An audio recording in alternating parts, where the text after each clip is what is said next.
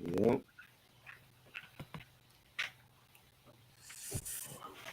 yeah, man. This has been crazy. Yeah, this is definitely. I had looked because every time I think about this album, I think of the summertime, Yeah. and I wasn't sure when the album. I forgot when the album dropped, so I looked and I was like, "Oh yeah, it makes sense. It dropped in June." Yes. So that's why I'm always thinking about summer because I remember playing this shit like that whole Mhm. summer, like that Yeah. whole fucking summer. Same. I had a home. I know a homegirl that she had the album on cassette, Mm-hmm. and she had asked me to borrow some album, so we traded. So she let me hold this album for like a whole month. I was like, yo, this album is fire. Mm-hmm. You know. You know. So I'm like, yeah, man, I like this shit. Yeah, I remember. Like, it reminds me of like the shit I was wearing that summer. Mhm. Like, Facts. remember like Pure Players. Yes. I had like Pure Yes, Players shit. and fucking the Yeah. Air Max and jean Uh-huh. shorts and shit. That was summer '97 was a good summer, man. Right. You know, definitely. It was great, man. Even though I felt like it was heavy Puff Daddy during that time, but Mm-hmm. people forget like the many classics we had besides that Puffy joint. Yep. Yep. You know. That's what I wanted to like. I'm gonna touch on that, Mm, but like that's one thing about like the Lost Boys or Mr. Cheeks, however you want to talk about it. But it's like right.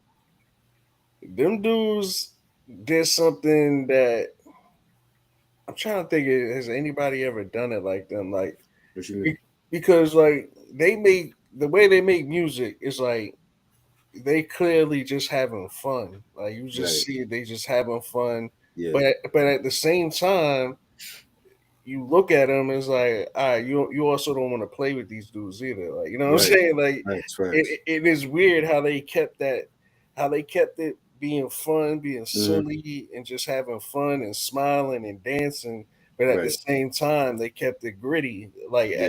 Like they didn't lose that side either. Facts. Versus like bad Hmm. versus like some of Bad Boy where it's like Mace or Diddy like Yeah. dancing and stuff like that, and then Right.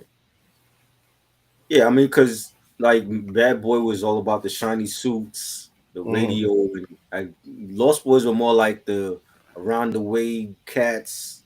They right, were hanging on the block. They might be a drug dealers or not, or they might know somebody that's a corner boy, and they right, all the chicks and going to the club having fun, and so it hmm was very, they managed to maintain that, that whole vibe even when we was in the shiny suit of 'em, right, you know. A lot of people could relate to them. You know what I'm saying? It was like they had real ass songs. hmm Lifestyles of the Rich and Shameless. You know what I'm saying? yeah, And Lex Coupe. I knew a lot of people that were driving Lex Coupes back then. So I think people could relate to them more because they were more street compared to Mason. right. Everybody else that was there at that time. You know, I'm back. you What y'all niggas talking about? we talking about the Lost Boys main. Not falling under the shiny suit era. Oh, dead facts. You Yeah. know what I mean? Yeah. Yeah, yo. Even when they could, because like most of their songs are like really like up tempo, like Hmm. happy dancing Right. and stuff like that. But they still was like in army fatigues doing that. You know what I'm Yeah. saying? Facts. Facts. You know.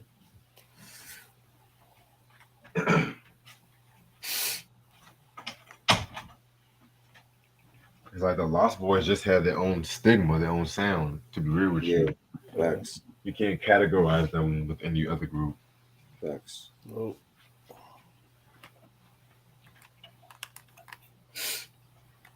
So them Titanic motherfuckers died. Yeah. I knew that was gonna happen. Wow, wow, wow, wow. You know, it's not meant for them to go down there. Like, leave that shit alone, man. Niggas just died down there and shit. Listen, man, the sea, the body of water, just in general, is undefeated. Like Yeah, you're just not gonna conquer that. Like no human ever is going to figure out what's down there ever. Like just leave it alone, facts, bro. facts. You know what I mean? And you know what's crazy? They said one of the guys that was on the sub, I think he's related to like two passengers from the Titanic. Yeah, That's crazy. Yeah, I don't Yeah, even know what to think of that whole situation. It's just all around stupid. If it's yeah, true, it's all around stupid. But yeah. at the same time, I wouldn't even put it past that it's not true and it's some type of hoax. Hmm. So I don't put shit past anything nowadays. Yeah, for real. exactly. Because niggas would just say shit just to say shit. Uh, Yeah, motherfuckers was millionaires. I don't know. Maybe they had some type of other device down there and they switched devices and they left. Who knows, man? I don't know. right, It's yeah, just pure stupidity. Yeah. facts. Yeah. Killer Mike might be one of the most hated guys in hip hop right now. Why is that? I haven't been tuned in too much on it, but I've been seeing like different headlines. What's going on with Killer Mike right now? So yesterday he said that Andre 3000 was working on a new album. He had 8 songs recorded, and today he said I was just joking. Oh wow. He didn't come out and say that, man. He might have ruined his whole like album sales right now doing that. You know what I Yeah. mean? I'm kind of happy though because I love Andre 3000. He's in my top five, but Mhm. uh, I think that album would be disappointing for You some think reason. so? For some reason, I feel like Andre 3000 album right now will be disappointing. Oh And I wow. feel, but I feel like to me it will be disappointing because Mhm. I'm a hardcore Andre 3000 fan, and Right. I've been rocking with him since like day one. Mhm. But I feel like all like the people that haven't been rocking with him are gonna like follow the trend and be like, "Oh, Andre 3000!" All of a sudden, like everybody's an Right. Andre 3000 fan, and they're gonna overhype this mid album that's gonna drop from him. And then I'm just not gonna like it even more because it's a mid album, and then everybody else is like dick Right. riding.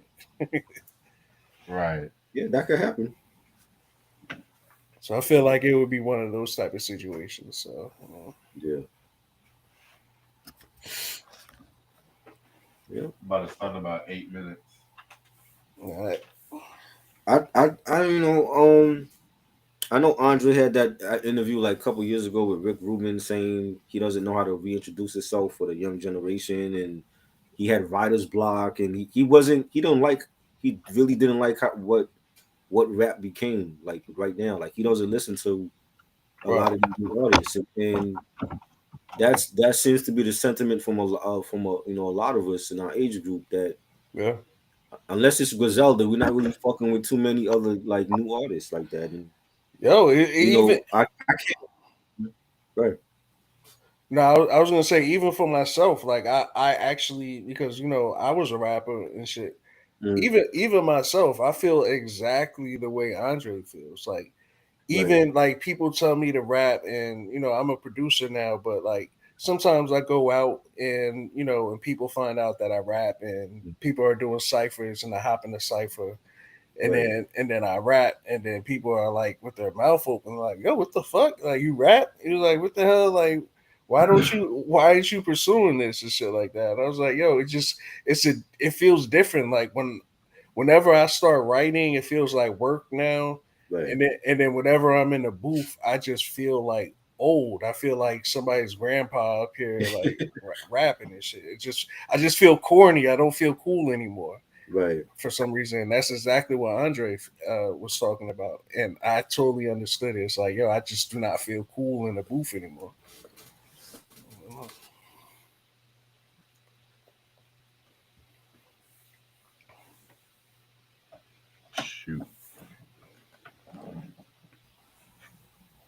It's crazy.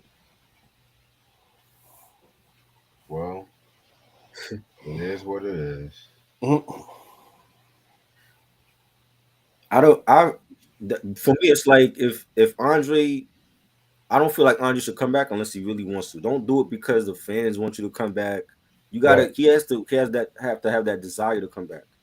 You know what I'm saying? right. And once he does, it's like I feel like we're gonna get great music because he's never dropped nothing whack. I think this time away, he got to be really reinvigorated and also most importantly have something to say. You know what I'm saying? Yeah. Like Jay-Z doesn't need to come back unless he really has something to say.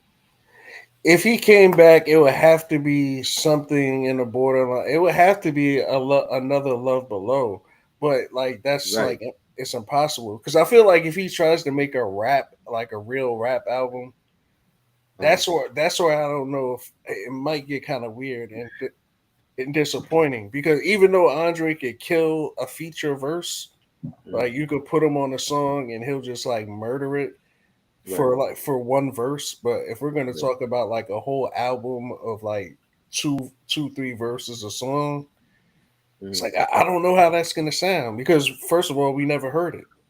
Yeah, we haven't heard Right. that yet, So I don't know. So it had to be something like super different, like how Love Below Mhm. was, like Yeah. because when I first heard Love Below, I was like, "What the fuck is going on?" I was, I was confused as fuck. I'm like, "Yo, what?"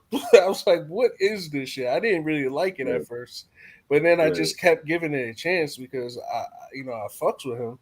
And then I'm like, Mhm. yo, this is actually a fucking masterpiece. Yo. This is Facts. like one of the best shits ever. So Facts. he would have to do something like that again. Like he Yeah. can't just rap. Yeah. I mean, I don't. He could do. I think you could do either, and I think people will still support it. I just, it's all about where is he at now in 2023 when it comes to like musically, like where's his head, what's his sound, Yeah. how would he sound in this era, you know what I'm saying, and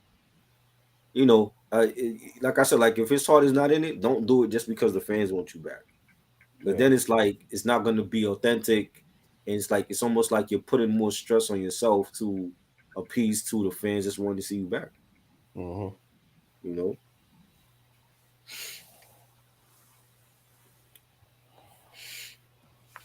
Yeah. Shoot. Well, one day he'll drop something and everybody will just shut the fuck up. Oh man, I think it's pretty much a wrap for him and the boy.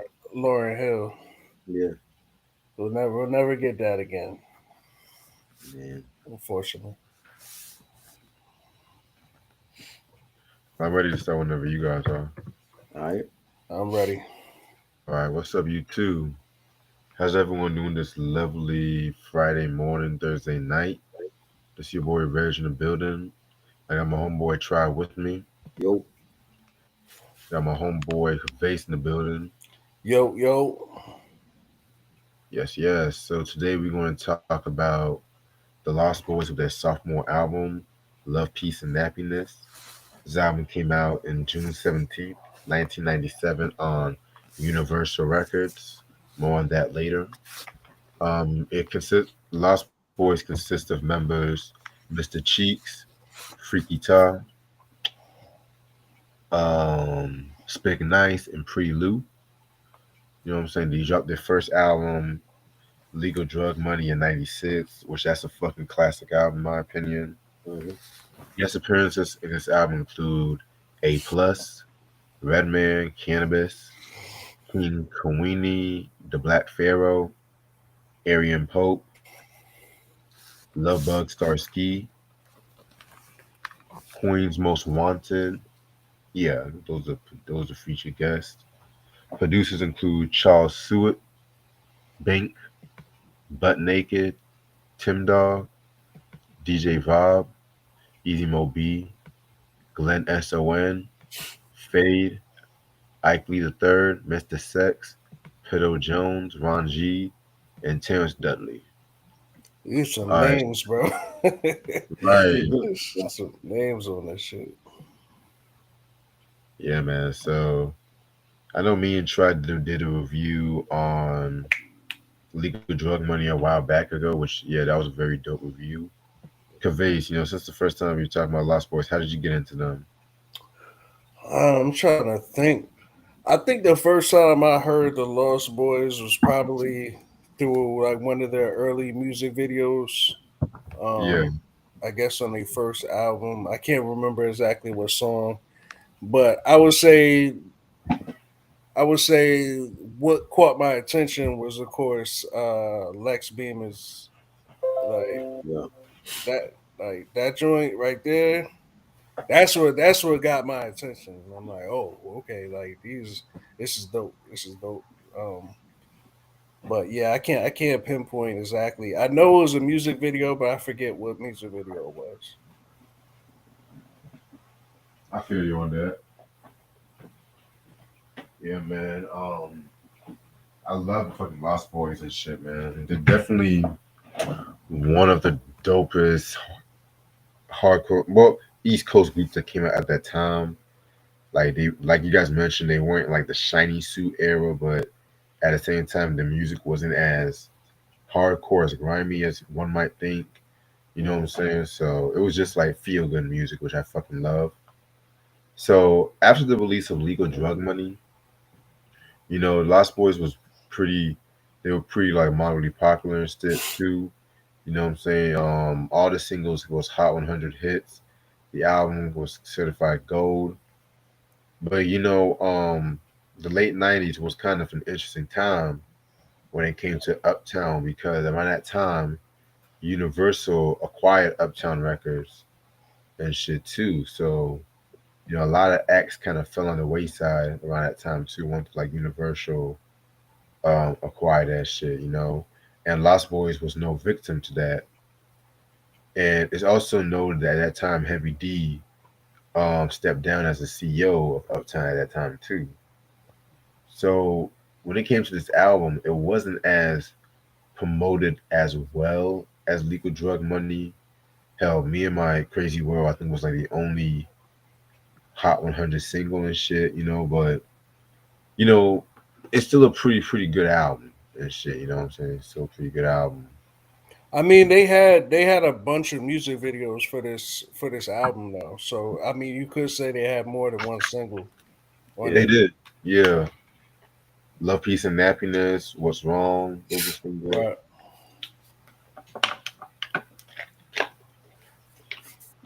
Yep. And also, around this time too, if I'm not mistaken, I think I was watching that Unsung episode, Mm. and it was like supposed to be like a split with the money because it's like with Freaky Tom, Mr. Cheeks, they were like the main acts when it came to the Lost Boys and shit too, and then the other dudes they were like the DJs and the hype man and shit like that too. So it was like a split with the money and shit, but that shit got resolved as far as I know.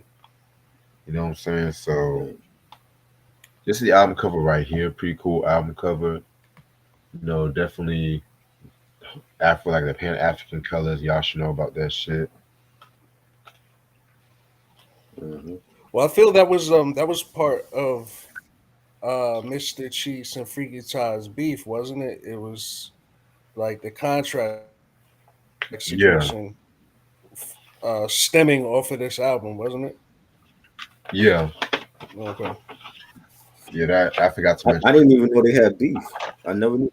Oh yeah, yeah. They were not talking Okay. up until when Freaky Ty was murdered. Like they still were not talking at that time. Wow, that's crazy.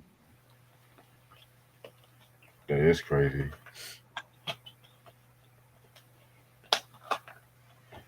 Alrighty, so this album has 16 tracks. Let's get this shit started. Track number one is the intro. Pretty cool intro. Just setting the whole tone, setting the whole tone of the album and shit. What I like about this intro is just the fact that it was just a confidence, like in the tone. It was like a very confident tone. Talking about this gonna be my year. You better turn it up and shit too. You know what I'm saying? So, pretty hot intro. I love. Yeah, the intro was cool. Um, For me, it went into the song "Summertime," um, which I don't know if you want to jump right into that song yet, or you just want to talk about the intro part of it. Yeah, I just want to get everyone's thoughts on the intro first. Uh, yeah, the intro was cool to me. It was Yeah, the intro was cool. I definitely enjoyed it. It's not really a lot going on with it. Definitely. Track number two, Summertime. Very, very, very dope song, in my opinion. Nice way to kick off the album. Definitely, as the title says, has that summertime kind of feel to it. You know what I'm saying? Just had like kids playing out in the park. Not a kid like they living that carefree lifestyle and shit. Pretty dope track. Love this one. "Summertime" for their first track. I thought the song was just alright for me. Like it's kind of it was cool, but for some reason, it just like for me, it was kind of forgettable. Like what I mean. I mean, you had like the sample, the summertime. I'm not sure. Was that a sample from something else, or is that a direct sample from Will Smith? I think it was something else. Okay.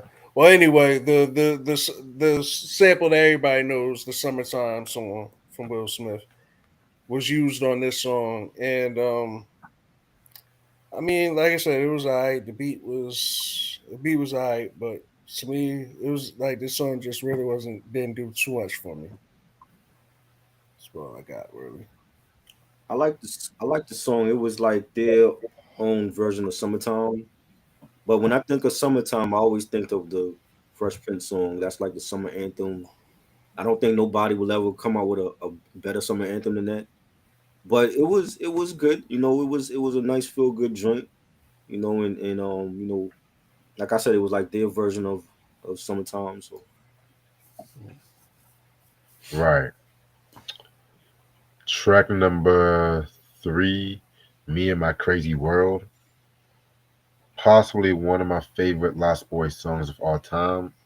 In my opinion, maybe a contender for my favorite song off this album. It's self-explanatory, just talking about how Mr. Cheeks fell in love with two women. You know what I'm saying? And the one thing I love about this song was just that fucking beat. Ron G did that fucking beat too. You know what I'm saying? It has a very futuristic synthy kind of sound to it, like the like Hmm. love that joint right there. It's crazy how that song is not really remembered as like one of their best songs in my opinion. Like Right. I love that just as much as like Lifestyles, The Rich and Famous, Renee and shit too. You know what I'm saying? So definitely a feel good track. Yeah, I'm gonna have to agree with you. Not only one of the best songs on the album, but I definitely look at this as one of Lost Boys' best songs in their whole entire catalog. One of my favorite yeah, songs, hands down. I love the story. I love when Mr. Cheeks goes in cities like I don't know what do you call them, like I guess like love stories, like Yeah, yeah, hood love stories. Like he's like A+ immaculate on doing that type of stuff. So like he did a really good job on that. The beat is crazy. I love the video too that came along with it. I love all the videos that came along with this album. Like it was just a really fun album for me. Um, it reminds me everything. Speaking of summertime, like what was the first song in the album. This song came out during the summertime, and I was just telling Try this. Like every time I think mhm, of this song, I think of the summer because I bought this album when it came out, and I just remember playing it at like cookouts or like anything was going on during the summer. It was like the soundtrack to my '97 summer. Um, yeah, so yeah, this is one of the songs that really did it for me. So I definitely fucks with this song. yeah. This was a big song. Like I remember seeing the video a lot. Rap City.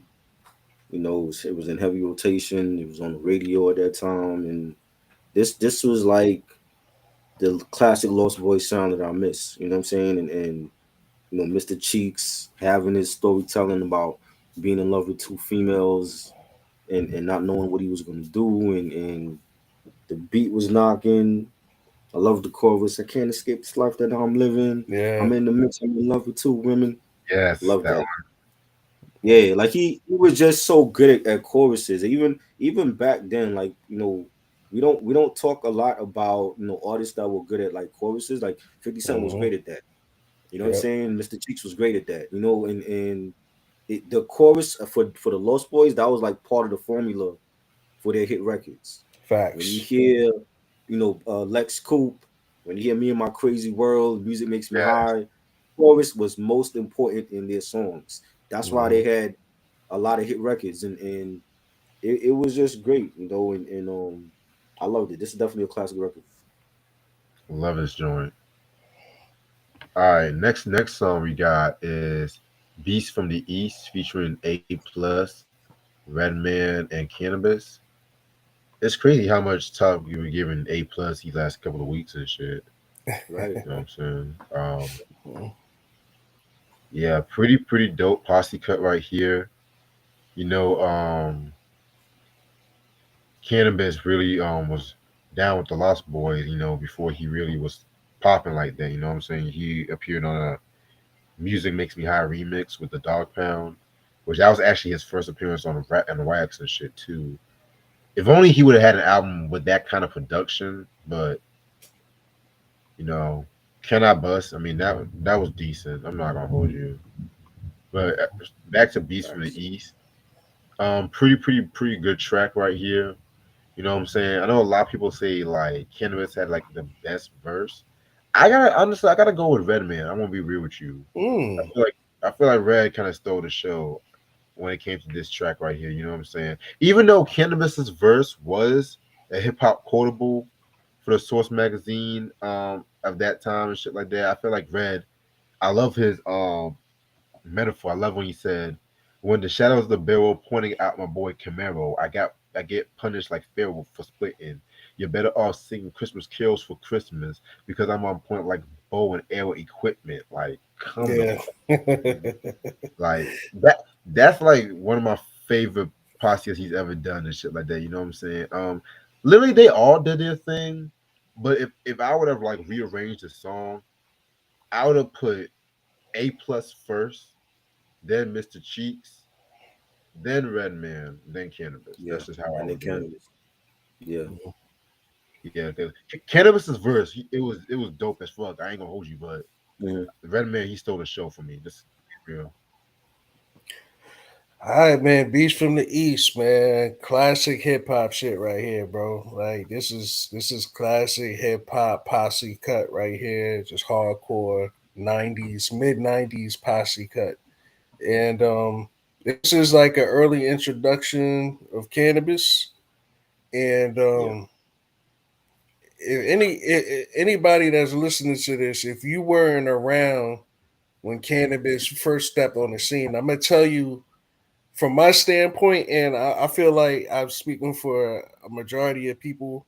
Like when we first heard cannabis step on a song, it was almost like you're hearing like we're thinking we're hearing like the best rapper that is ever going to grace this earth Right. because like he was just so different, like how he stepped on and the way he used his metaphors and the way he spit it. It was just like it was literally like an alien came down and just started rapping or some shit. Like, and we was just like, yo, who the fuck is this guy? Like, you know what I'm saying? Like, Facts. it was really that crazy when Cannabis first came out and he was just spitting his shit Hmm. because it was just so eons. Like, and at this time, Biggie is already out, Pac, whoever. Hmm. Like, and those are my favorite rappers of all time. But like Right. when Cannabis came out, it was just something different. It was like, yo, Yeah. he was just doing something different. So Hmm. Cannabis verse on here was crazy.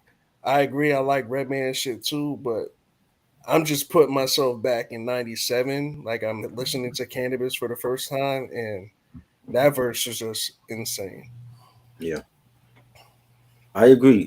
Cannabis when he came out, and the fact that he came out and he had bars, and he was going at LL, who was one of the best all time, and he was out, doing this thing with I think Phenomenon was dropping, and that's what made people pay attention because it's like, yo, he's calling LL out, and we Mhm. remember Cannabis being on 4321, the Mhm. remix, and I felt like Cannabis won that battle. Like I know, people say, oh well, LL came back with Ripper. Ripper's back was cool. It wasn't fucking with second round knockouts to me though. You know what I'm saying? And I think everything that Cannabis needed to say in that record was facts.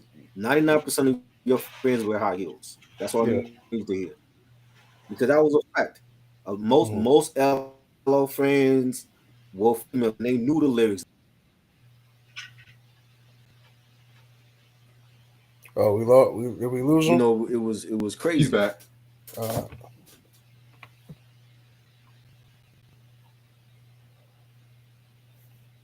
I mean, he was back.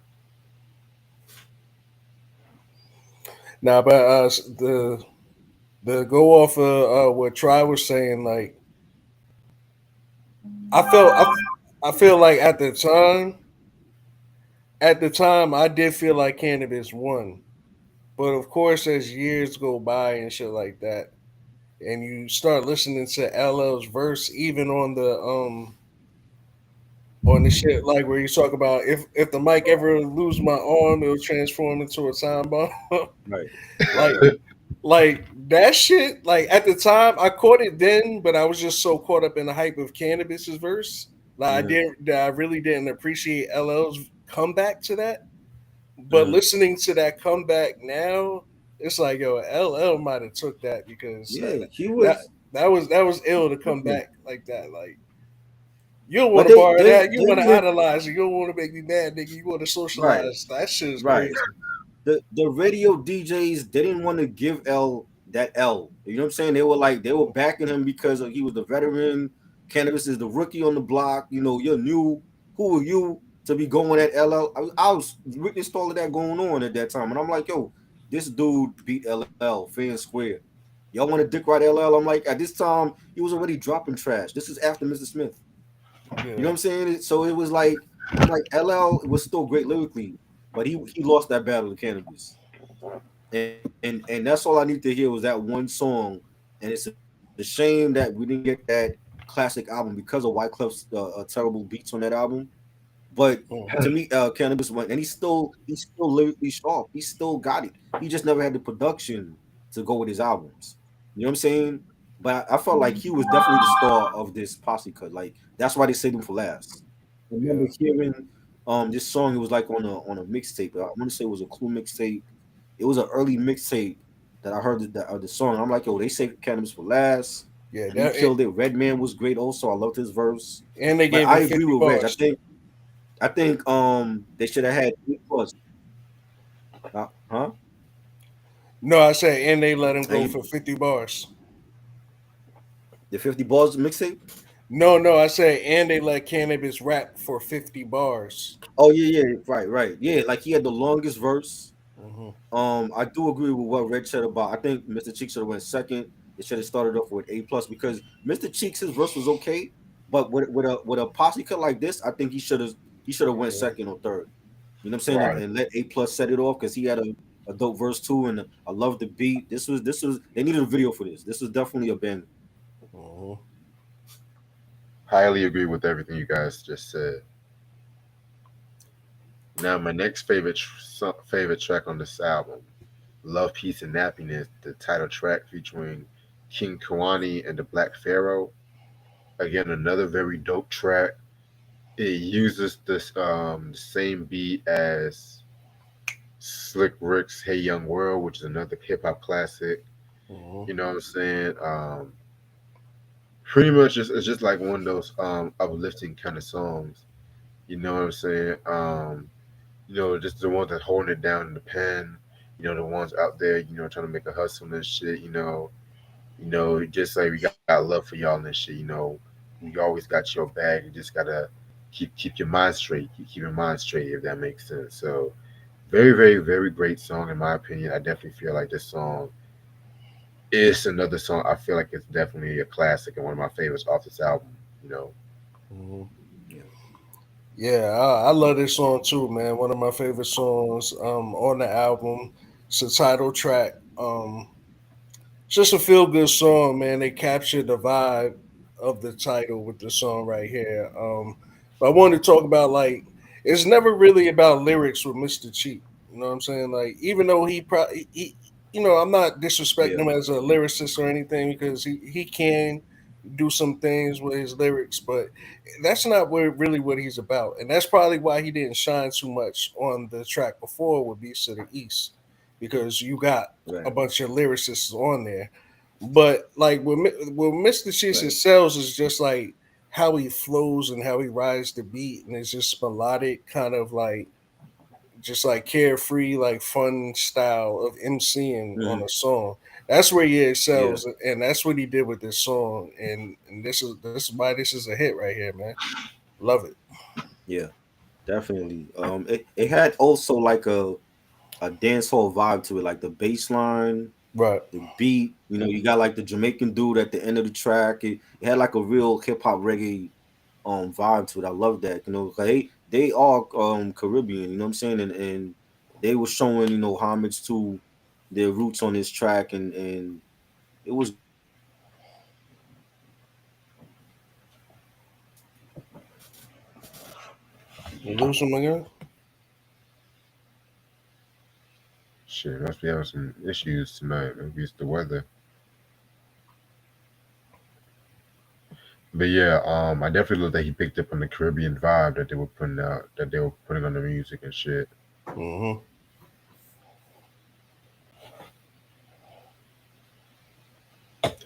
Yeah, what were you saying? Now, I was saying it's definitely a classic, one of my favorites on the album, and I love it. Got you. All right, next we got a interlude called Black Hoodies. You know what I'm saying? Just a little short interlude. You know what I'm saying? Pretty decent interlude. Feel like it leads into the next track. So it was alright. It was a cool interview. I believe it might have been like a poem, right? It was a Yeah, female spitting some poetry. Yeah, I felt it was pretty powerful, man. Pretty dope yeah, to throw that in there. Yeah, that's all I really want. I'm not sure really how what it has to do with the album, um, or not, but yeah, it was a pretty dope, pretty dope. got you. I feel like it should have been longer because Mm, like it wasn't to have like a spoken word poem skit on here. It should have been longer. And I know like the female, she was talking about like wearing black hoodies and having the hoodie over your head and your kids showing out of it, and it should have been longer because I think it would have been a good skit. mm, Um, they wore a lot of hoodies. We all wore a lot of hoodies back in the '90s, and I think it was like an ode to like black hoodies. It should have been longer though. but Got you. Which leads into the next track, So Love. Very great track right here. It's pretty much a tribute to his girl being based, Mr. Cheeks. Again, like what Kevin said earlier, how he does so well with like the hip hop love songs. You know what I'm saying? He just adds so much style and charisma to it. Hmm. So definitely a very, very hot song. I love the beat to that shit too. Who did that beat? Yeah. Ike Lee the third did the beat too. Right. And it's kind of crazy too because it uses that Isaac K sample, the Ike's rap, which I love that song, but I hate how people use that same part of that dun dun dun dun dun, that same part of the Right. sample and shit too. You know what I'm saying? But that's like one of the best usages of the sample I can admittedly say because it was like one of the first time that sample was used. So I'll give it that. yeah, Hmm.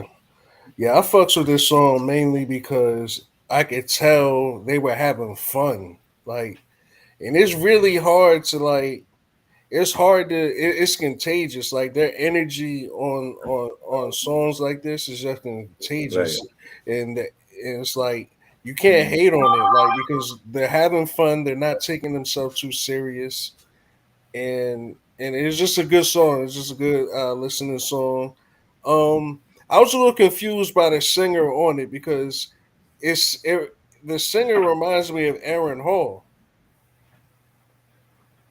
Who's the singer on that song? Is it Aaron Hall? Yeah, that's what I got.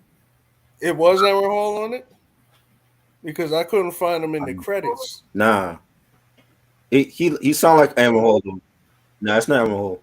Oh, okay, yeah, yeah, but I thought it was Aaron Hall, but I don't think it is Aaron Hall. But They yeah, had singers that sounded like Aaron Hall at that time too. yeah, but yeah, I fucks with this song. Nah, All right. Track number 8, My Crew, featuring A Plus and Cannabis. This is this again like huh? oh, go ahead. What were you saying? No, I was saying like Mr. Cheeks. This is like his strong point, like doing the love songs, but Hmm. like the way he does love songs is he doesn't make it too lovey dovey. It's done in a like thug passionate type of way. Right. Right. So it's easy to listen to. You know what I'm saying? It's not nothing that comes off corny and cheesy. Yeah, it's The genuine. beat It's was dope. You know, I love it. He said, I wasn't fronting when I said that I want you, even though it takes some time to confront you. Like he's telling the shorty like yo, like how much he want to get with her. mhm. Yeah, genuine, right? You know, it was great. I loved it. Yes, sir. All right. Next song is My Crew. This is actually the only song Easy Mo B did for this album, believe it or not. You know, pretty dope record. It features A Plus and Cannabis again. You know, yeah, Cannabis was just that nigga at that time. He should just stayed on the Lost Boys, Yes. but you know, Mhm. shit Yeah, happens, I guess. Yeah, man. Just a very, very, very dope track right here. Just bigging up his crew. You know what I'm saying? Definitely a hot record. You know, Cannabis definitely did his thing on that last verse. You know, he would like this was his strong point right here. You know what I'm saying? Very, very hot. Everyone did their thing on this record too. But yeah, this could have been even another single, but they already had Beast from the East, so I guess they didn't want to over expose Cannabis and shit. You know? Yeah. This is one of the songs I was talking about. To try. That it was one of the songs that's like considered like a B side song that no one like yeah, talks about, but when as soon as this song came on, it just brought back so many memories. I'm like, yo, I know this song by heart because I done listened it to so many mhm, times back in the day. But right, yeah, this is a song that I really fuck with. This beat in particular is probably my best thing that I like about this song, and yeah, as well as the hook. Of course, A Plus did his thing, Cannabis did his thing, but more so, I really enjoy the beat and the hook on this joint. yeah. My crew, Yeah, fire. I loved it. Moby, one of the best producers that don't get talked about enough about, and I loved his the beat for this. Cannabis killed it. I loved A plus verse. He said, "You got a problem, I got the answer." Twin Glocks going bananas, bucking innocent bystanders. I loved his flow on that. This could have been another single too. You know yeah, what I'm saying? Like you got Cannabis and A plus on two joints on this album, and they both were fire. I thought it was a great song. I agree, 100%. Alrighty. By the way, Trey, I'm gonna text you the schedule for next week. In a couple of minutes. Okay. Just doing 8,000 things at once while I'm doing this review. Track number 9. What's wrong? Very, very fair, very solid joint. What's up, Wally? How you doing? What's Very good? solid joint right here. You know what I'm saying? What I got from this record is how people should just, live life to the fullest and shit. You know what I'm saying? Not being worried about what the next man is doing, and the fact that how people just characterize them as just a game, but they're not really trying to do that. This was also a Right. single off this album as well too. So very, very, very cool song. yeah. This song, this song was dope to me. This is one of the songs, especially with the video. If you ever look at the video, you can see like they almost kind of try to do like the bad boy video looking thing. Yeah, Hmm. I don't know. Yeah. I can't like when they in the shiny suits and they look like a fisheye lens and shit like that, and they like yep, shiny Right. background. It The kind of fish looked lens like look. Yeah. that, but they was still gritty. They still had their army fatigues on, and they was still like having fun and dancing and shit. And that's what I'm talking about with this. Um, Right. again, again, their energy is contagious. So there's like no way you can hate on it because they're just having fun and they're being genuine and they're just doing their thing, man. So Right. yeah, I like this song as well. Yeah. This is like one of those radio friendly club bangers. You know, the beat and the bass line, and this is vintage Lost Boys. So this was banging. yeah, definitely a fucking banger. All right, next song, "Certain Things We Do," a very great song as well too. It was produced by Ron G. Very underrated producer. Y'all should know about him and shit too. You know what I'm saying? Yeah, this one was pretty hot. You know what I'm saying? Not only one of my favorites off this record, but I definitely feel like it's not bad. It's not filler either. You know, just one of those songs you gotta be in the mood for. Right. For me, this is one I wasn't feeling. I felt this song was pretty skippable. Um, it sound like I felt like at this part of the album, it started to get a little repetitive with um with some of the songs, and it's Yeah. not like the songs were necessarily like totally whack or bad. It was just like it was repetitive, but it was like I heard this before earlier in the album, but it's just not better than that other song that I heard earlier on the album. Right. So I agree. that's where I kind of feel like this song falls in. So Yeah, I agree. It's not one of my favorites on the album. You know, I could skip it. Um, some of the next couple tracks I felt like that too. It was like, maybe on a one of those rare days I might play those type of records, but I'm gonna stick to like the strongest tracks on this album. So but You know, it's kind of crazy though, because as much as I love the Lost Boys, I never thought they were a group that had like the strongest subject matter compared to like some of their right, peers. And that's not saying that their music is one dimensional, because for the time being, their style was very unique. I've hmm heard people kind of compare them, a little. Not me. I heard people compare them a little bit to Bone Thugs, just by like their melodic kind of style and shit. I don't. now I wouldn't go Bone, that Bone far. Thugs Bone Thugs is more horrorcore to me. yeah, Yeah, yeah. that's the reason. One of the main reasons why I couldn't listen to Bone Thugs. It was too dark. Hmm. Right, Too dark. I mean, they weren't like 100% dark, dark, but I feel like they just had that mystical aura when it came to them, if that makes sense. hmm, Mm. But yeah, but back to the Lost right, Boys and shit. But I definitely feel like even though they had like a lot of limited subject matter, the music still had a lot of heart to them. You know what I'm saying? That's just yeah, my personal opinion. And I might have to be in a minority, but I do love some of the latter songs on this album as well too. Not as right, strong as like Me and My Crazy World, Beast from the East hmm, strong, but some of them I was kind of impressed with. But we'll get into that. Track number 11, Games, featuring Lovebug Star Ski. Um, this one was okay. You know what I'm saying? Lovebug Star Ski, y'all should know, hip hop pioneer. You know what I'm saying?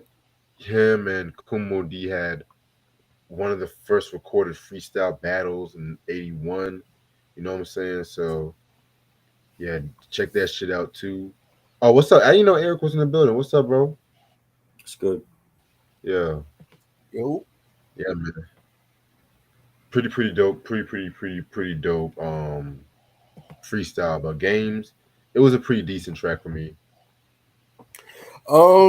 yeah, I'm like 50-50 on this song. It's like I like it, but at the same time, it's like I, you know what I mean. I like the way he kind of broke down like his upbringing, and how I guess everything got started with him and him hustling and Right. stuff like that. But I felt like he didn't like he went through the whole upbringing and the whole process of turning things into into the group Lost Boys. He didn't land the ending like I wanted him to. Right, he kind of just the ending was just kind of lukewarm to me. So I felt like if there was a stronger message at the end, I felt like the song could have been really good, but he didn't. So I'm just gonna say it's alright. I'm 50-50 on it. I mean, it had like a '80s old school flavor to it. You had Love Bug Starsky, you Hmm. know, a hip hop pioneer on the track, and I felt like it was more of them, you know, paying homage to the old school. You know what I'm saying? And Hmm. yeah, I was it was cool. Like you know, I don't think it's a strong song on the album though, like the other ones, in, you know, in the beginning of the album. But you know, Hmm. it's something that I could play every now and then. Well, Definitely. All right. Track number 12, Get Your Hustle On. This one right here was a pretty solid track right here. It was a freaky Tah solo joint right here. You know what I'm saying? I felt like he did his thing on this joint.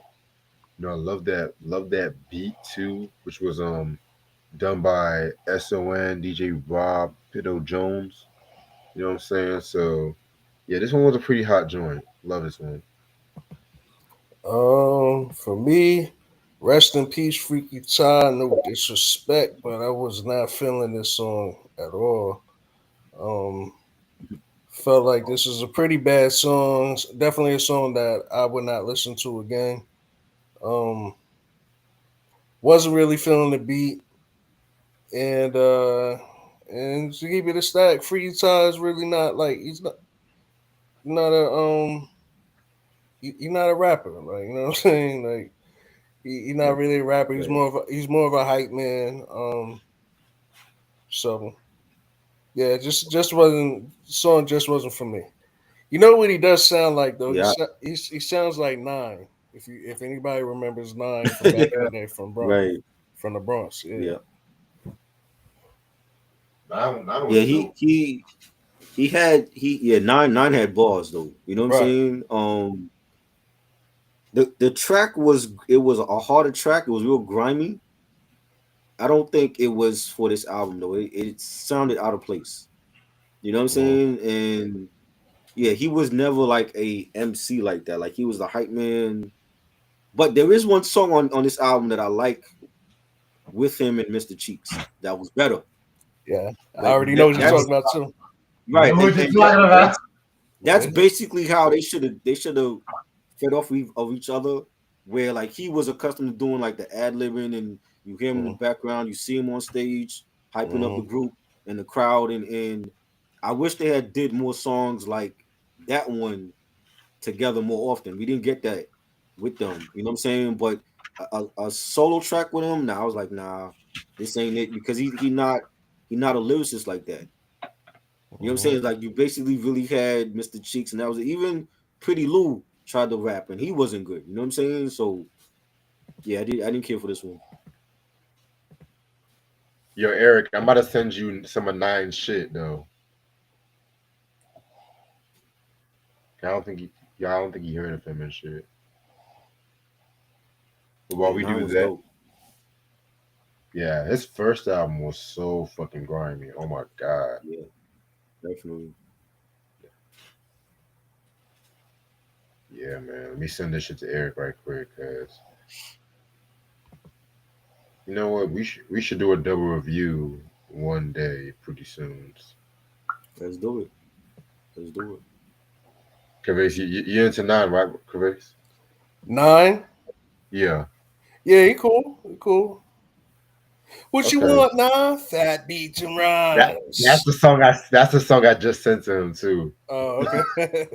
That joint was That bananas. is my bro. The week after next, we're gonna do a double review on him. I'll tell Cool. you definitely. Okay, if Eric likes him, I definitely want him to be a part of that shit too. If he's fucking with him. All Yeah, right. man. Next song is a tight situations. And this might be the most hardcore song off this record. It features Queen's Most Wanted, produced by Bank. You know what I'm saying? Very dope beat by Bank too. You know what I'm saying? It's just them on their street shit. You know what I'm saying? A lot of side. I felt like with the beat, it was a lot of sirens, a lot going on in the beat. They Yeah. try to make that shit cinematic, which I Yeah. like a lot of beats like that. But with this one, I kind of felt like they could have just toned it down a little bit. You know Hmm. what I'm saying? But it was still pretty decent, pretty track. You know what I'm saying? Pretty hardcore track. Yeah, I kind of feel you on everything you just said. I kind of felt the same way about the beat. Really wasn't feeling the beat because it was kind of like weird, and it also did have like mad shit going on. Um, Mr. Cheeks Right. rapping on it, the way he was rapping on it. I don't know if it's just because I'm used to him doing like the hood love story. I want to hear him do like Ghostface story type shit. And Right. that's why I feel Right. like he was going with this one. I Hmm. just I didn't really care for it too much. Yeah. I mean, I feel like Mr. Cheeks didn't really get into his storytelling bag because he was all about the party anthems, and he had the ability to do it. Mm, But this record, if you give this record to Ghostface or Biggie or Cool G Rap, they would have killed it. I right. don't think it was for him. There was a lot of things going on. You got the chicks talking to each other on it, and I was like, nah, it kind of ruined the flow of the album. You know Hmm. what I'm saying? And I just agree. the fact that they put it lower on the album, it's like if you're gonna put it, could have been in the middle of the album. You know what I'm saying? And I didn't feel like it fit the record. Hmm. Yeah, I'm not disagreeing with anything you guys say. Um, Next track we got is where we at? Where we at? Day One. This is another beat produced by Bink. You know what I'm saying? Another pretty solid track right here. You know what I'm saying? Just Mr. Cheeks doing his thing, holding it down and stuff like that too on a solo. Just talking about how you know he's down to do whatever, live life and shit. You know what I'm saying? So yeah, he's still the same dude he's always been. With even without the fame. Yeah. This is like I love this beat. First of all, like the beat is probably my favorite thing about this song. I remember like when I was listening to it today, I just automatically brought me back. I'm like, yo, I remember playing this shit a lot. Not necessarily because I thought the song was super dope, like with the Right. lyrics and stuff like that, but just the vibe of the song. Like it just had a good vibe with the beat and everything. It Yeah. kind of sounds like it was like live, like it was almost unplugged, Yeah, Yeah. like yeah, kind of It did. yeah. So yeah, for that I fuck with the song, you know. So that's all I got on Yeah. that. It definitely had like an unplugged sound to it, and they would have sounded amazing on an unplugged album. I think like they Mm, had the energy already. You know what I'm saying? And this was dope. This had a nice beef to it. yeah. okay. All right, next song we got is Why. All right, what did I say for Why? Um, Another pretty like introspective song. They were doing is them kind of saying how the media likes to label them, as a gang, as just a hardcore group, as just a menace to society. You know what I'm saying? And even though they got past that, their rough upbringing, because originally the Lost Boys, if I'm not mistaken, were a gang Yeah. and shit too. You know what I'm saying? That was on the unsung episode. They talked about that. Yeah, yeah, yeah. That was a very good episode, very sad episode towards Yeah. the end, but Yeah. other than that, so yeah, it's just that them trying to overcome that, you know what I'm saying? So again, pretty great song. I felt like this should have been a bit higher up on the album. Hmm. I That's agree. probably after Love, Peace, and Nappiness, or maybe even after So Love Hmm. and shit too. But this might be another one of my favorite songs on this album. Yeah, I definitely fucks with this song. Jadakiss wasn't the first to do it. Thank you, You know what I'm thank Hmm. you. saying? Facts. The Lost Boys, Mr. Cheeks and Freaky, they did it, man. And I know this is the song Try is talking about. This is where Freaky Ty went off. I like his verse on this. I actually really Yeah. enjoy. I actually like his verse better than I like Mr. Cheeks on this. Um, Hmm. I'm not mad about that. it's really dope. I love the energy, and it's exactly what Tribe was talking about, the back and forth and going in and out Yeah.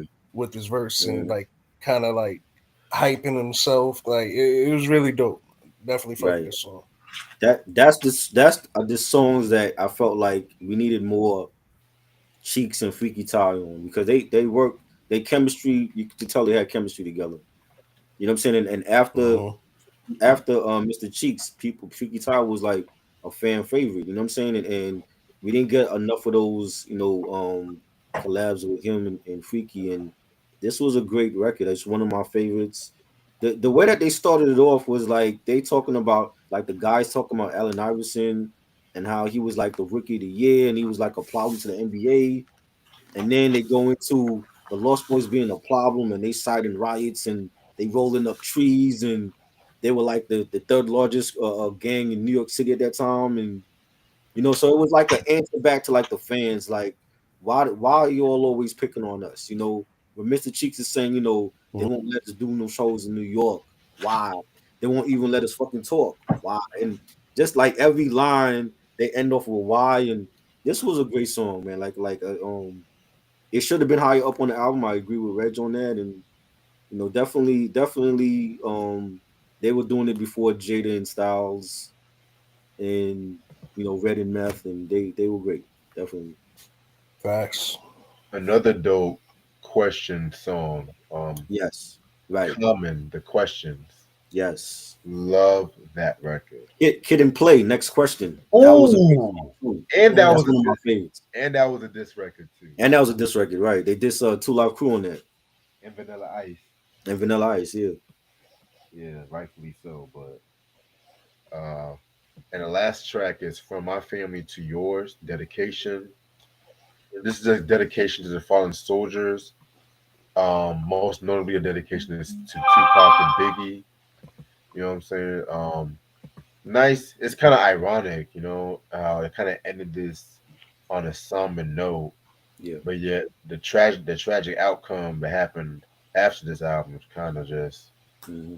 mind blowing. But this one Mm. was a very hot record. I mean, nice way to end off this album, in my opinion. Yeah, it's a you know what I'm saying? It's a nice a good outro music, that's what I pretty much got for it. It's I can't really say too much about it because it's like I don't think it was really meant to be like an actual song of the album. It's really just an outro, a real outro, and it's sending you off. It's a Right. tribute to people and stuff like that. Yeah. So it's more of like a concept song than just like an actual song they put on the album. So I gotta respect it, man. Yeah. It was a great. It was a somber track. It was like a tribute to like Pac and Big. They probably did that last. You know what I'm saying? They probably like did that with probably like the last track for the album because Mm. this did come out the same year that Biggie passed away, and you know, um, they I like the singing on it, and Mr. Cheeks is talking about what happened with Pac and Biggie and the beef, and he says if a cop got shot, someone's caught the same night, motherfucking right, which is true. When a cop, we've seen this many times when our people get gunned down, the government is slow to move their feet on Mm. actually pressing charges on these cops. But then when they get gunned down, they want to have a parade and show it on TV. They want to find the killers, and it's just crazy. But it's a shame how the album ended on a somber note, and then later on, Mr. Cheeks gets killed, and not Mr. Cheeks, Pete Guitar gets gunned down, and you know, there was still a message in this in the song at the end of the day. You know what I'm saying? And I liked it. I think it was a great way to end off the album. I agree. All right. Overall, this is a very great album in my opinion. You know, part of me likes this a bit more than Legal Drug Money, believe it or not. But after re-listening to it before this review, I feel like Legal Drug Money was sequenced better than this one. Yeah. But Hmm. this one, they took a little more bolder risk, especially when it comes to the latter part of this album and shit. Production definitely still captured that traditional Lost Boys sound. In my opinion, I felt like, every member did their thing that was meant to be and shit. Still a very great album. If only this was promoted a bit more well. Because it still got good numbers. It still managed to go gold Right. and shit too. So and I think it peaked at number two on the R&B hip hop album chart. So That's good. if only this album could have still get promoted a bit more well, but we all know what happened next. I'll probably do LB for Life very soon, if I'm not mistaken. So I don't have that on my collection, Right. but probably very soon I'll probably do LB for Life. But I'm gonna give this a 4.5 out of 5. Wow. Okay. Um. Yeah. I think the album. Like I said, I bought the album when it came out that summer, and I had a great summer. It's the soundtrack to my '97 summer. And I played it into the fall during football season. I remember before games, I would play, Beats from the East or whatever. And yeah, so I really enjoyed the album. My only issues with the album is maybe two songs. And Okay. then I would say two songs, and then the fact that a lot of the songs are kind of like repetitive. Yeah. But I still enjoyed the songs that were repetitive. So my rating is probably going to be like a 3.8 to a 4. Okay. Yeah. I think the production was good. They basically stayed with the same formula, except for like they tried some new things on here. I thought they should have had more singles. Because they had. I mean, they like I said, like radio anthems, the club bangers was their thing. I wish Freaky Tile, like I said before, I wish Freaky Tile had more songs with Mr. Cheeks, that interaction, because they had a great chemistry together, and we didn't get that unfortunately. But I mean, a lot of bangers on here. Me and My Crazy World, Yeah. Why, Love Peace and Nappiness, Beats from the East, My Crew. I'm gonna give it 4 mics. I still feel like their first album is better. I think that's their classic album. But Yeah. this is a solid sophomore album as well. And except for like two or three songs that like lower on the track list, I think it's a great album. So Yeah. definitely a solid sophomore album. I agree. All right, so I'm gonna show you the last bit of my vinyls from my crate. You know what I'm saying? This is not a new vinyl, it's just a vinyl recap of shit I already have. So I'm gonna show y'all the last bit. It's Gladys Knight and the Pips with Visions. Shit I came got out that in one. It's a good one. 1983. One of their best albums, in my opinion. This Hmm. had Save the Overtime for Me. Classic. Come on, man. Classic record. Classic. You're number one in my book. Like, I like the 80s, the shit that they dropped in the 80s a bit Hmm. more. Like this album than the one they had with Love Overboard, the Yeah. last album they came out with. You know what I'm saying? That's actually my favorite Gladys Knight and the Pips album, believe it or not. Okay. So definitely got to talk about some Gladys in the future. I'm down. Oh, Then I got Try's group right here. oh boy. Cool in the Gang, Light of the World. Yes. Um, this album came out in 1974. This is like their third or fourth album. You know what I'm saying? my era of Cool in the Game that I Yes. fuck with. Your era. I love JT era, but that's just me. Yeah. This is actually my favorite Cool in the Gang album. It has songs like Light of Worlds, Summer Madness. You know, everyone knows that song. Yeah. Um, You Don't Have to Change. All my Master Ace fans, y'all should know about that record. That's all Mhm. I'm going to say. But yeah, this is the album from Cool and the Gang. This is their magnum opus. Then I got Open Sesame. This album came out in 1976. Again, another solid album right here. They went a little disco with this album, you know, but it was still the good disco that they came out with. You know what I'm saying? Little Children, all my AZ fans, y'all should know about that record. LOVE, Open Sesame, which that was also on Saturday Night Fever soundtrack. Yeah, must have in your collection. Then I got Cool G Rapper DJ Polo, Road to the Riches. This album Yes. came out in 1989. Very, very, very good record. You know, this wasn't, you know, people might call this the first mafioso rap record, either this one or the second album, Wanted Dead or Alive. This is known for songs like Men at Work, Truly Yours, title track. This might also have the only Cool G rap love song where She Loves Me Not. You know what I'm saying?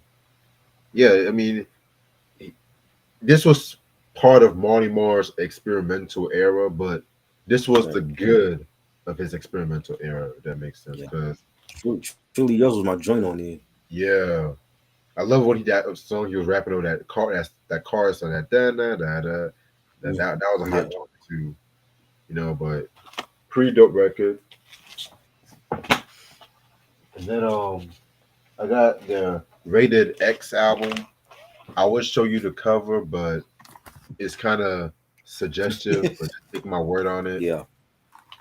Very, very, very dope compilation. This is like stuff that they did like in the late 90s, you know, during the last days of Cold Chillin'.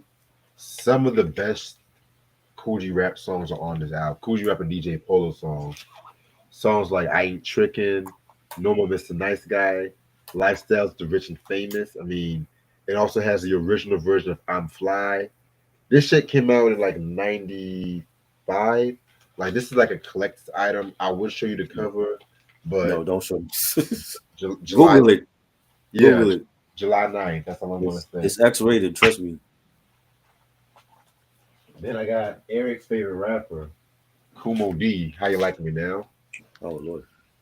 Um, yeah, this is a very interesting album. This was not his best album. I know a lot of fans like this because of the cover when he's running over LL's Kangol and shit, but Audacity. it has some joints like How You Like Me Now. That was good. Wild Wild West is a classic. I don't give a fuck what no one says. You know, Rocky was good. You know, pretty decent album. Then you have Knowledge is King. Cool again. James Brown once said, "Don't play it when you're driving, or else you'll drive off the roadway to funky." I'm dead, Wally. Coogee Rap. The next album, Knowledge is King. My opinion, his best album. In my opinion, I don't give a fuck what no one says. He has some of his most hardest cuts, like The Avenue, They Want Money. All Night Long was pretty good too. You know, I Go to Work. Of course, he had the diss track "Let's Go," which Mm.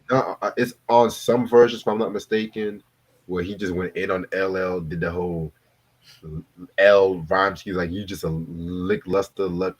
Everything he starts with the L, he was just using it as an insult and shit. Saying so, yeah. This album and the Funky Funky Wisdom from '91 are my favorite albums he's ever came out with. Then I got Blastmaster KRS One with I Got Next. Yes. 1997. This is a weird album for me, you know. I do like the album. It has some of my favorite KRS One joints, but then it has some of my weakest KRS One joints. Like A Friend, that's actually my favorite KRS One song, period. I love Come to the Party. That was a dope one. You know what I'm saying? But then the Angie Martinez songs, Oh yeah. Yeah, he had Puffy on that album too. Oh my god. yeah, he did. He did. I was like, That's actually a bonus track on what on the this fuck? version. What is he? What was he doing? And just to let y'all know, I hate Step Into a World. I hate I that. love that song. You didn't like that one? I If I'm at a hip hop concert or if I'm at a club and they play Mm, it, if I'm feeling up to it, then I'll bump it. But mm. compared to some of the other songs like A Friend, The Yeah, MC, that was dope. The MC was my yeah, drink. I could care less about that song. You know what I'm saying? Yeah, Angie Martinez was definitely taking advantage of being a radio personality, Yep, bro. yep. Right. Facts. It's like, how does she get on these albums? I don't even know. Shit. Then I got Lil Kim with The Naked Truth. Song came out in Oh Lord, 2005. run that Um, album. all I'm gonna say is expect a review on this album very soon. Shit, That's all I'm gonna I'm say. gonna, I'm gonna fall asleep with that one. I don't have nothing nice to say about that album. Because that review is actually coming sometime this summer, so I'm gonna leave that one out. Speaking of Bad Boy S, I got Locks with Money Power Respect, Hey, 1998. You know what? I'm not gonna hold you. This album was going on me by the minute. You know what I'm saying? yeah, Like it does have some joints I fuck with, but it's not touching We Nah, Are the Streets. It's not oh touching. no, no, no, they no. best shit. But this is a solid album right here. Songs like Get That Money, Go and Be Some Shit. If You Think I'm Jiggy, you know what I'm saying? The title track alone is pretty hot. You know what I'm saying? Very, very dope album. Some hip hop albums I'm just surprised I got on vinyl and shit. That's all. All for the Love was my joint. The Jadakiss solo joint. Yes. That's my joint on here. Then I got Patti LaBelle and the Bluebells with Live at the Apollo album. This came out, I want to say, in 1967. I want to say. Yeah, this is another one of those old school albums. They don't tell you the year, but I want to say it's 67. I want to say, but if I'm wrong, fuck it. Yeah, this was pretty much a blind buy. I'm gonna be real with you. I needed some live albums. This is like one of my first vinyl albums I actually got in my collection. Yeah. But it has some dope live joints. Cindy, Patti LaBelle, Cindy Bird song. Nona Hendrix. You know what I'm saying? But the best known album, this shit. Great album. Yes. Sorry for the condition. I got this for $1. So you know, you know. Shout out to Carolina Soul. If you guys are in the Durham area, y'all check that vinyl store out. Best vinyl store if you want some real soul music, not like these other motherfuckers that try to overprice their albums. Like Mhm. you go to an about white one, they have this album for like $50 and shit with this condition. But yeah, this one was best known for songs like Lady Marmalade, Don't Bring Me Down, Nightbird. This is when they really started to have more a psychedelic spacey look to them. Very, very, very dope album. I got a few more albums left and shit. Just letting y'all know. I got Patti LaBelle with what's this album called? I keep forgetting. I'm What You Need. Yeah, that's the album. No, excuse me. I'm in Love Again. 1983. This is like a solo breakthrough album with songs like If Only You Knew, uh, Love You, Love Need and Want You, Body Language. This is actually a very great album. You know what I'm saying? Pretty dope, classic R&B. And I got Lady of Rage with Necessary Roughness. 1990. Hey, Well, Okay. you like this album? Nah, I fucks with Lady of Rage though. Yeah. Yeah, I love Lady of Rage, but I never fucked with this album though. You know what I'm saying? But it was $8 and it was a collectible, so I don't give a fuck. Right. Dartmouth said, "What is your opinion on Slick Rick's The Art of Storytelling album?" Great I album. want I enjoyed good it. album. A lot of collabs though. He had a lot of collabs Yeah, on it. He Yeah. has a god awful song on that album though. Which one? Oh my god, that song at the end where it's kind of like pause worthy. I think I know which one you're talking about. That song is like creepy as fuck. Like, what the fuck is you talking about, Slick? Like, yeah. I'm gonna invite Eric for these last couple of minutes. I'm hearing shit. But yeah, But see, I did remember playing buying that album and actually liking it, but he has a really bad song. It just puts a whole stinker on that whole album. I don't know. I sent it to you, Eric. The thing with that album, I like it, but it was not as much storytelling songs when it came to that. Right. And it was like the collabs were good, but it was just a bit too many collabs, you know. And I Yeah. get it. He just came out of prison. I get it, but I didn't care too much for Behind Bars either. But still, I mean, not like saying that those albums are bad. It's just when it comes to Slick Rick, he has to have like that right production Right. and shit too. You know what I'm saying? But yeah, that's no shots at Slick though. But that's my thoughts on art of storytelling. But yeah, back to Lady of Rage and shit. I was very disappointed with this album, to be real with you, you know, because originally it was supposed to have been the Eargasm album, but they kept pushing that album back, you know, Death Row with his reputation, and then when Pop came to Death Row, you know, literally all eyes on him, no pun intended, and then him and Lady of Rage didn't really get along too well and shit too, you know what I'm saying too. So I kind of feel like she kind of got once Pac died and Sugar and Jay, she kind of got left in the corner, like they were just throwing shit on the wall to see what works. Yeah. And it's crazy too, because you had Easy Mo B and Primo on this album too. I was very disappointed with some of the Primo beats on this album, believe it or not. I Yeah. was kind of I agree. disappointed. I agree. I kind of felt like it was just throwaway beats. Easy Mo B, he did his thing though. He did his thing. But songs like Get with the Wickedness, Raw Deal, Big Bad Lady, like Lady of Rage, she did a thing on the album. It's Right. mostly just Eric's here. It's mostly just the production I had an issue with. Do you think she suffered the same problem like the firm with the production being split with East Coast and West Coast producers? Well, yes and no.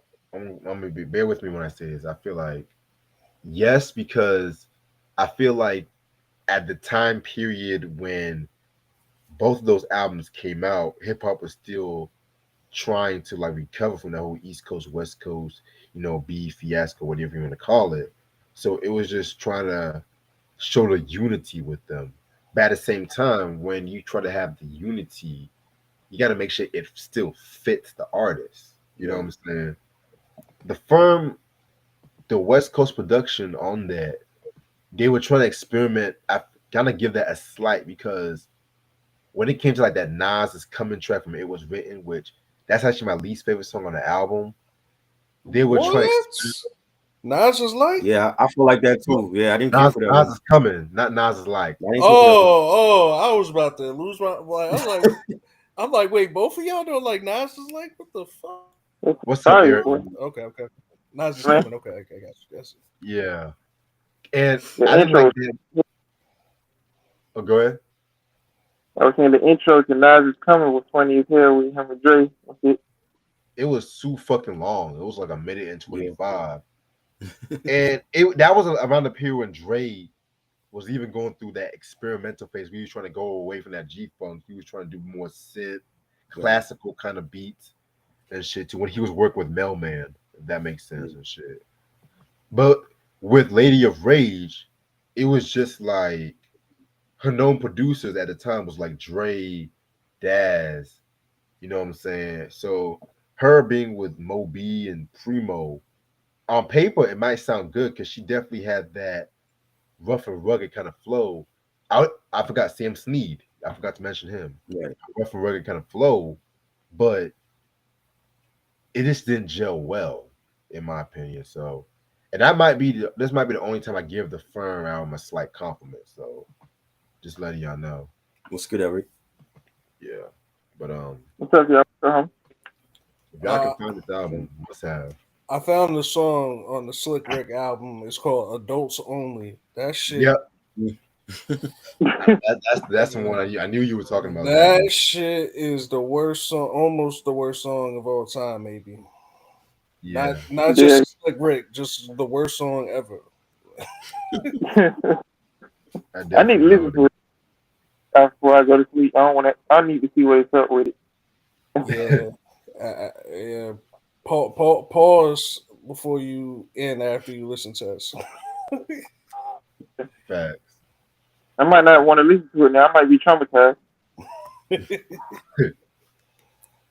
All right, now we have Kendrick Lamar, The Pimp a Butterfly. Very, very, very dope album. My favorite Kendrick album to date. I also got this album on CD2. Shout out to my boy DJ for hooking me up with this copy. You know what I'm saying? So very, Classic. very dope. Classic album. DJ actually listens to somebody in this era. No, my homeboy DJ, not BJ. Oh, DJ. I thought you said BJ. I'm like, what? Then I'm so glad I got this one in my collection. It's Hey Arnold, the music volume 1. What? Seriously. Oh, man. Yes. I see you. Hey, oh, All right. But hey, Jim, Arnold. Jim Lang composed the music to Hey Arnold and shit. This shit cost me a good penny just to find this oh my one. God. Shit. Man, that's $2, man. Stop lying. Cause you guys should know Hey Arnold is like one of my favorite cartoons of all time. And I love like the jazzy score. You know what I'm saying? So and this is still sealed up and shit too, so I'm waiting for the right time. But they'll open it. You know. Because once they come out with that Rocco's Modern Life vinyl, it's gonna be a wrap. I can't wait. Okay, next going too far. Stop there. Was one. Hey, can we get a Dragon Ball Z like soundtrack vinyl? That's good music right there. Sir. Oh yeah, that's good music too and shit. Then we got Led Zeppelin 2. You know, very dope album, 1969. You know what I'm saying? This was known for a whole lot of love, Heartbreaker. Very, very, very dope record. Rock classic right here. All right, last two. LL Cool J Radio. This album came out in 1985.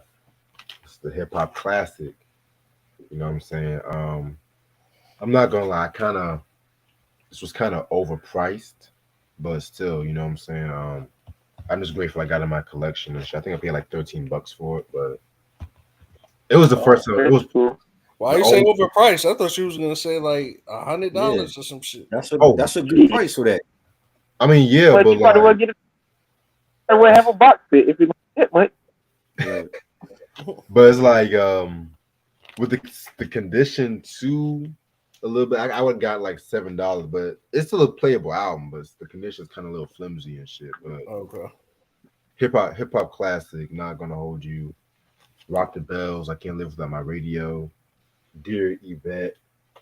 You know, classic. And the last album I have in my collection for this episode is Ludacris with Red Light District.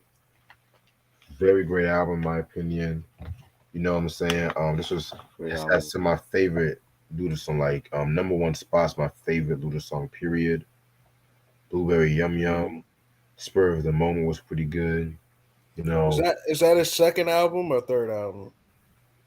this is his fourth album. That's his fourth album. Oh, Yeah, okay. Wow. yeah. Must have in your collection. Damn, Ludacris All right, is working. Oh yeah. Yeah. I'm gonna stay on for like another 10 minutes and shit. Yeah, Ludacris is putting in that work. that And man shit. said, I'm about to kill the whole game. I'm about to feel like this. Hey, want to have all the bitches. I said, damn, man. Yeah.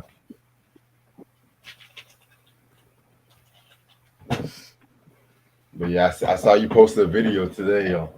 I gotta watch that shit. What you talking about? I think the Umar Johnson video. Oh yeah, going on that for ass. The dude out here snorting bath acid or something, talking about black folks gonna need reparations or something. I'm like, can't we have anything, sir? We can't have nothing without one of you big girls talking. You gonna ruin it for all of us. Like, if you don't want your check, just send it to me. I'll give you my address, man. Right. Just be talking for black folks. Who are you, man? Like, dude, you ain't even open your school yet. How you gonna be out here saying what black folks need, nigga? You ain't open your school yet. We got enough problems out here. You got white folks dying in the ocean and shit, and submarines and shit. Right? Like, Crazy. we can kill these all through New York and shit. Like, it's just crazy out here, man. You got Joe Biden's son out here just doing unnecessary shit with allegedly little girls, but we ain't gonna get into that. Yeah, 'cause It's crazy, man. you don't want to get suspended again.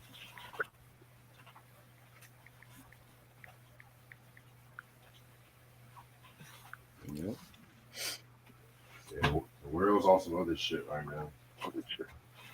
Yeah, it's real wicked out here, man. This one I'm staying in the house. Crazy. Yeah, it ain't like I can go to work, so I'm gonna be cooped up for a while and shit.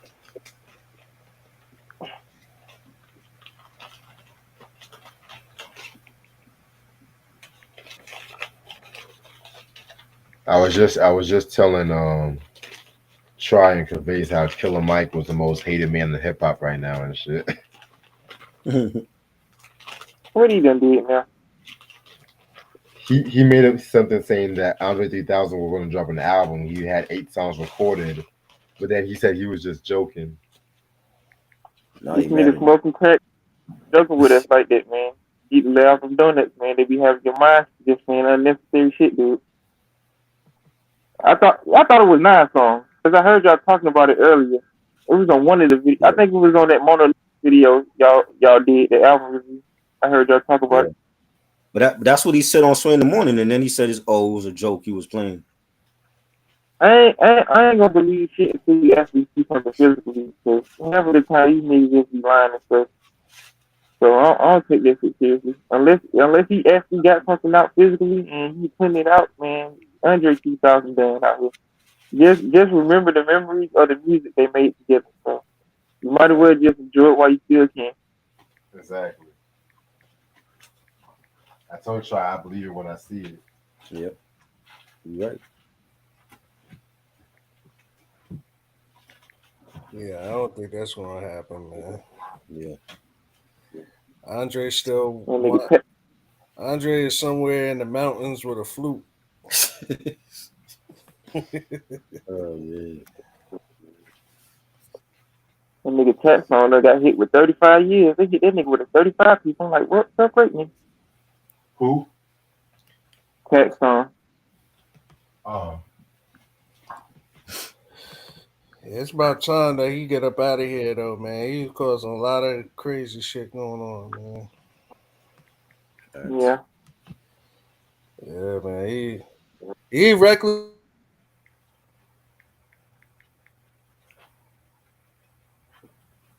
Mm-hmm.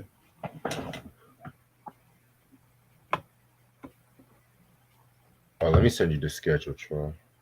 All right. When we gonna do this Cool Mo D part 2? Sometime this summer. Okay, cool. Well, Nah, I was saying, I got cut off. I was saying, I remember him telling the story how he had beef with somebody, and somebody and the person that he was bullying punched him. So he pulled out a gun and he just started shooting everywhere, just like, and he didn't care who got hit. And he said he shot somebody's mother by accident. who? Taxstone, I remember Taxstone was telling his story about that shit, and I'm like, yo, this nigga is just reckless, bro. Yeah. Like, this nigga on some other shit, nigga. Yeah, he just like that's just reckless shit, like, you know what I mean, unnecessary shit. Like, That's why I ain't too mad at even though I think Troy Ave a little ignorant too, but I ain't mad. I ain't too mad at him, man, for trolling Taxstone and shit. You Troy. see one of my little ones. You might see me. They're doing unnecessary shit. Well, he got them 35 years to reflect on it now, so yeah, get ready to drop that soap.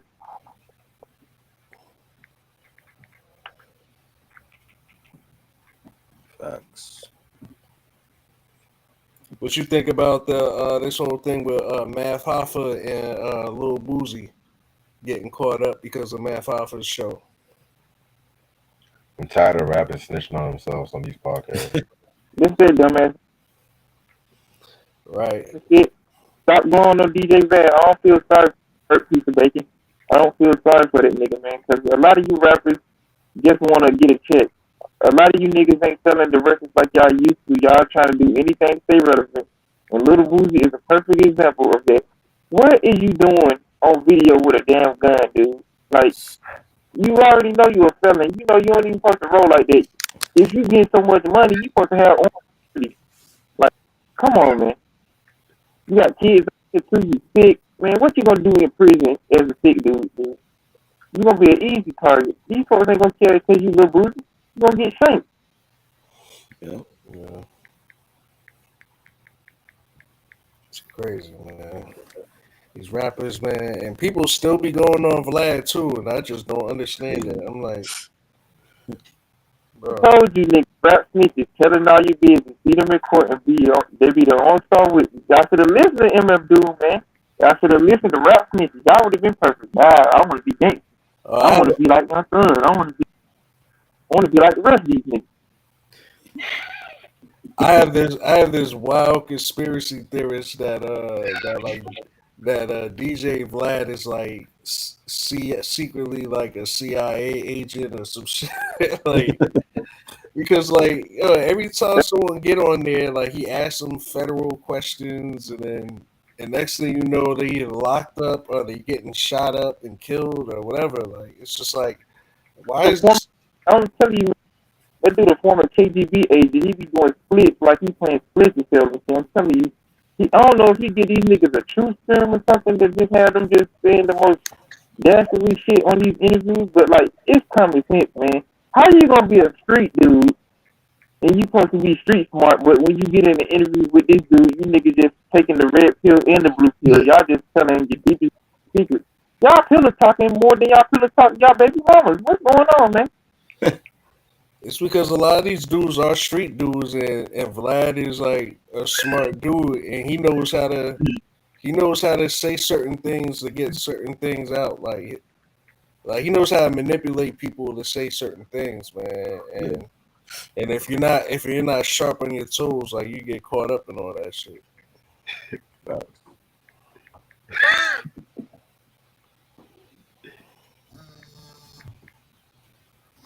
And then next thing you know it, once Vlad gets them crying, it's a wrap. Yeah, Vlad, man. Go ahead. No, I was gonna say I remember a few years ago. It was probably time is flying. It was probably like 7 years ago. I saw an ad that Vlad TV was hiring for like people to do film and shit like that. And at that time, I was really heavy into film. Like I had a camera and shit.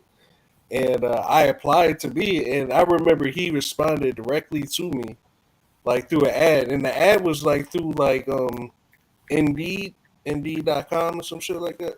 Yeah.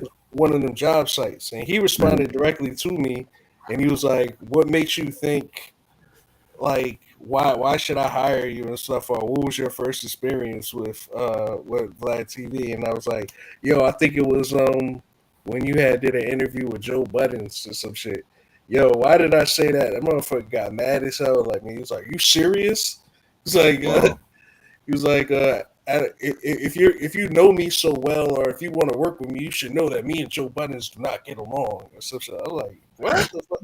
Nigga, suck my dick. Ross and his whole crew, just what I would say. Rick Ross lumped that nigga up, man. Had him doing stanky leg. We want to shit about Rick Ross no more. Y'all can say what y'all want about Officer Ricky, but he put some lumps and bumps on that motherfucker's face, allegedly. But yo, everything happens for a reason. I'm glad that shit happened, because I would have hate being part of like having people getting locked up and people getting killed after his interviews and shit. Knowing Right. that I filmed all that shit. Oh, yeah, I'm good. See, the rappers that's up there that don't need to be doing interviews like that, you don't hear Brad trying to get them to do interviews because you can't get them. Do you see a dude like Nas going on Rap TV? No, you don't see no dude like that going on no off brand shit like that. Yo, and Like Nas Vlad doing certain shit in his career that he don't need. and Vlad don't even be there, yo. Did you know that? In those Yeah. interviews, in those Some of them interviews, interviews, he's not even there. no, all of them. He's not even there at the interviews. Like he's talking through an intercom, talking. like through a Yeah. phone or some shit. Yep.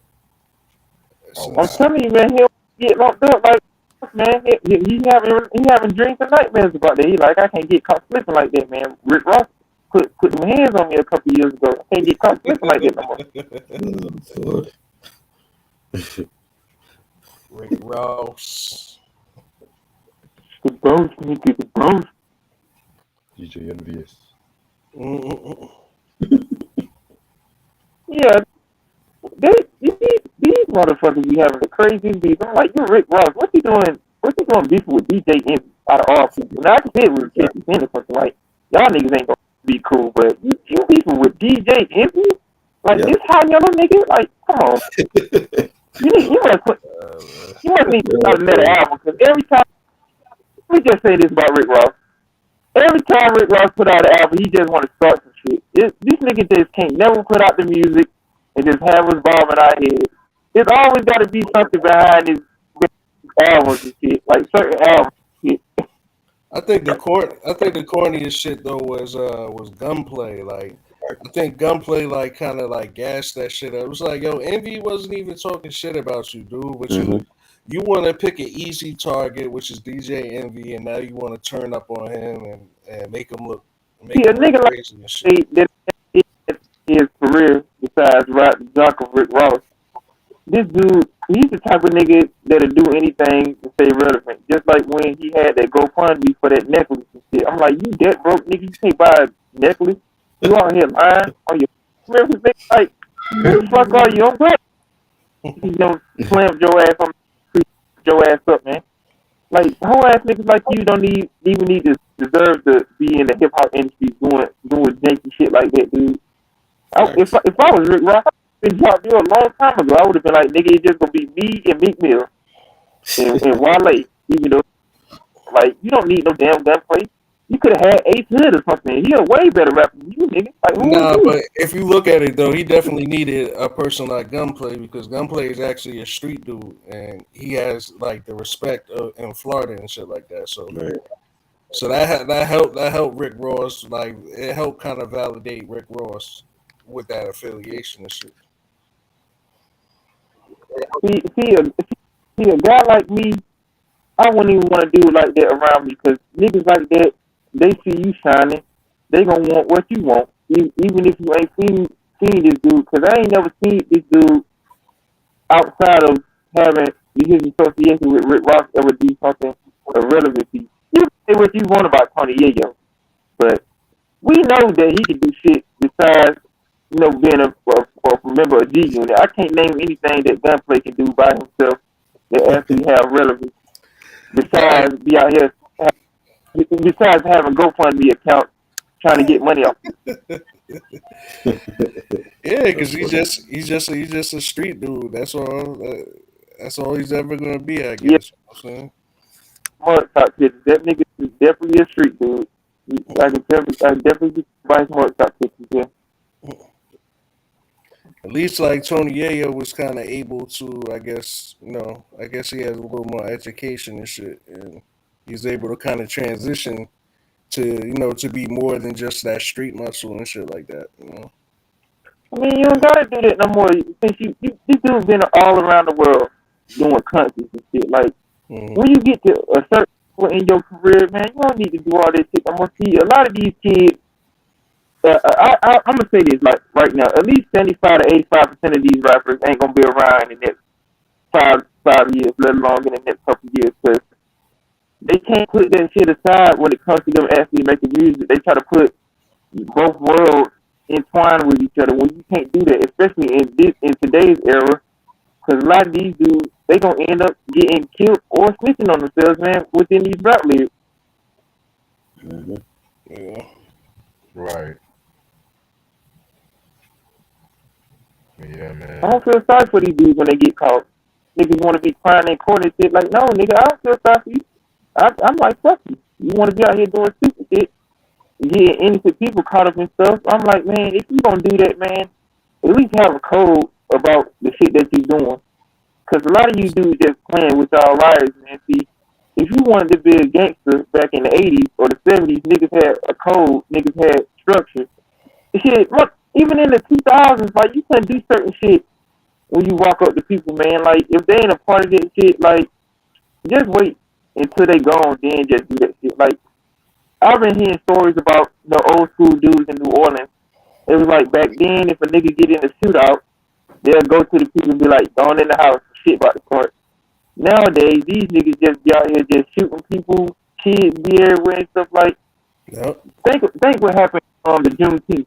Mm-hmm. We trying to celebrate a day on Juneteenth. These niggas out here shooting up places and shit. People getting hurt and stuff. Like, how you gonna celebrate a black holiday for which our forefathers who got liberated within the slavery time?